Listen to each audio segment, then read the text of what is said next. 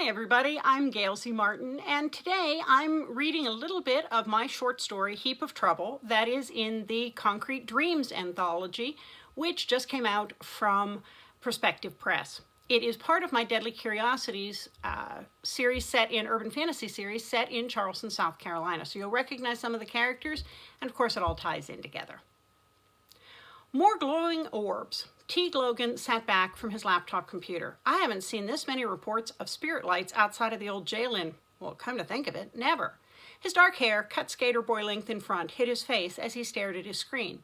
Can you find any connections, I asked, leaning against the counter and sipping a cup of coffee. Teag shook his head. Other than that they're all happening in Charleston and in the older sections of the city? No, at least not yet, he amended. I'm working on it. I came back to the kitchen table where my laptop was open, displaying a search screen. Teag had stopped by my house after work and we'd ordered a pizza for dinner.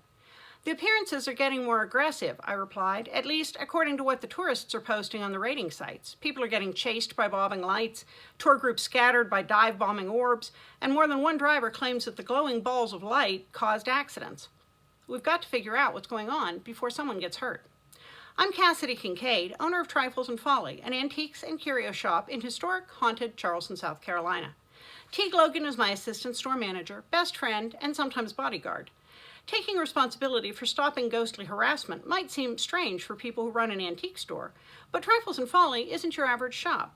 I'm a psychometric, meaning I can read the history or magic of objects by touching them. Teag has weaver magic, so he can weave magic into fabric and weave data into information, making him one hell of a hacker. My business partner, Sorren, is a nearly 600-year-old vampire who co-founded the store of my ancestor 350 years ago. We're part of the Alliance, a secret coalition of mortals and immortals who get cursed and haunted objects off the market and protect the world from supernatural threats. When we succeed, no one notices. When we fail, the destruction usually gets chalked up to a natural disaster. Tonight, Teag and I were holed up at my house trying to figure out what had Charleston's ghosts in an uproar. Have we missed a practitioner moving into the area? I asked. Teag shrugged. I would have thought that Rowan or Donnelly would notice a powerful new witch in town, he said, referencing two of our friends who frequently brought their talents in magic and necromancy to help with the threats we fought against, the forces of dark and the things that go bump in the night. Someone could have brought in a powerful relic, Teag said. Maybe.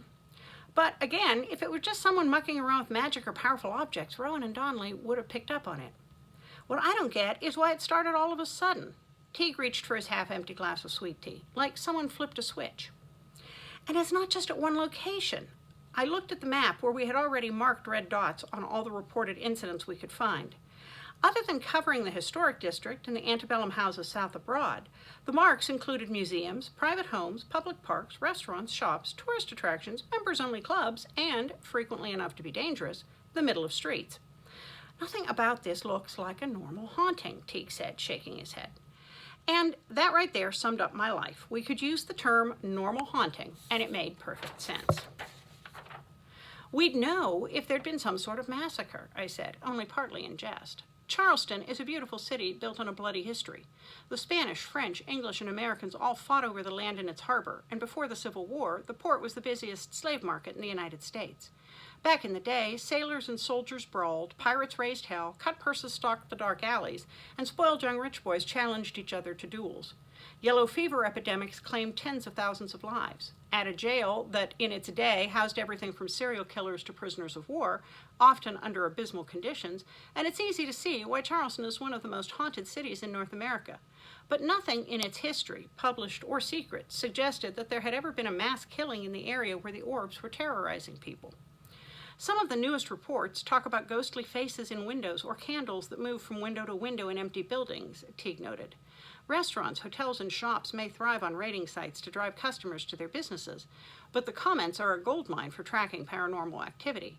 Tourists either think they've seen a clever show or get scared out of their wits, and either way, they can't wait to tell everybody about it on the internet. So whatever's causing it to get stronger or affecting more spirits, I look back at my computer wishing it would just spit out the answer. Whatever it is, we'll figure it out. What worries me are the reports of seeing people who look solid and then they just vanish into thin air. Teag ran a hand through his dark hair. Or the ones who report a feeling of dread that made them turn around and leave. It takes a lot of juice for a ghost to manifest that strongly. They weren't doing it a month ago, so what changed? And that's from the story Heap of Troubles, which is in the brand new Concrete Dreams anthology from Perspective Press.